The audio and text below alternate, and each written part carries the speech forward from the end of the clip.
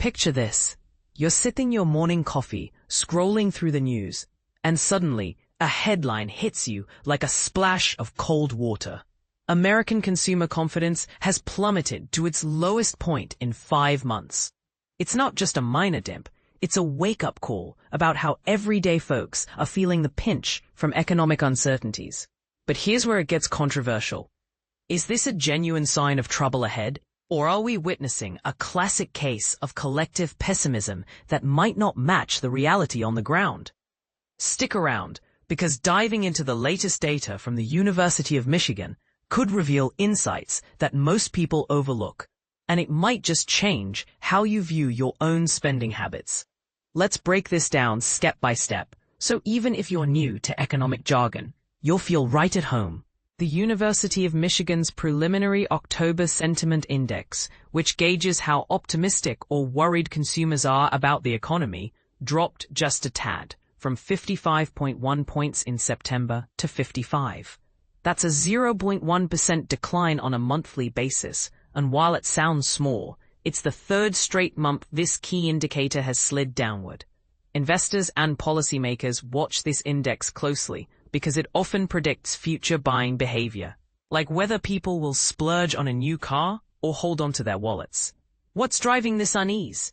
Americans are grappling with a job market that feels like it's hitting the brakes, and inflation that's stubbornly refusing to cool off. For instance, imagine trying to budget for groceries when prices keep creeping up. That's the kind of frustration many households are experiencing. Oliver Allen, a senior U.S. economist at Pantheon Macroeconomics, pointed out in a recent report that the percentage of households anticipating a rise in unemployment over the next year fell slightly to 48% in October, down from a peak of 53% in September. But here's the kicker. Even at 48%, this outlook is far gloomier than it was at the beginning of the year, and aligns with historical patterns suggesting a potential spike in joblessness soon. It's like peering into a crystal ball and seeing storm clouds gathering, even if the rain hasn't started yet. Inflation worries aren't fading either. Consumers' expectations for price hikes over the coming year remain elevated, keeping anxiety levels high. Joanne Hsu, the director of the Surveys of Consumers at the University of Michigan, summed it up perfectly in a statement. At this time, consumers do not expect meaningful improvement in these factors.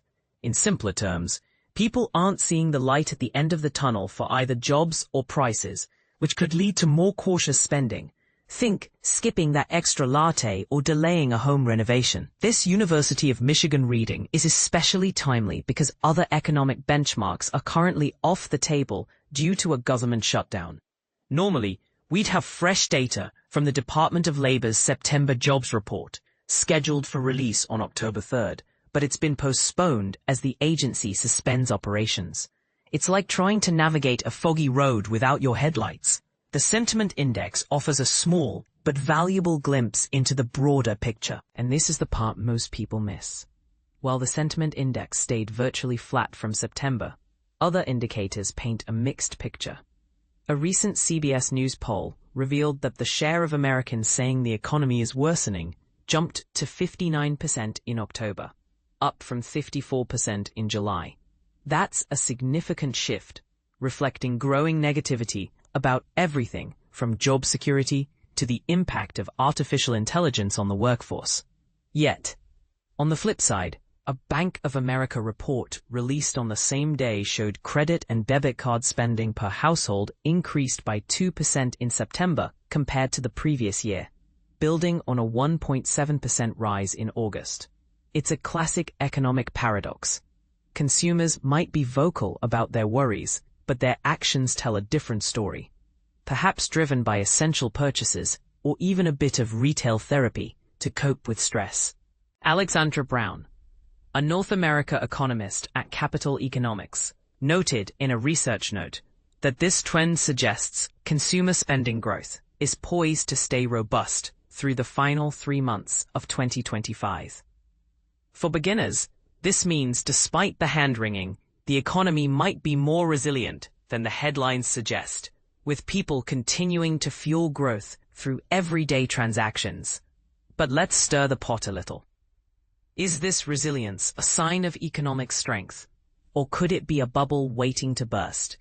Some might argue that high spending amid low confidence indicates denial or forced consumption, like buying more because prices are rising, potentially setting the stage for a downturn. Others could counter that it's proof of adaptability, with consumers adjusting to inflation by prioritizing needs over wants. What do you think? Are Americans being overly pessimistic, or is this the calm before a bigger storm? Do you believe the mixed signals point to a healthy economy, or are we ignoring red flags? Share your opinions in the comments. I'd love to hear your take and spark a lively discussion.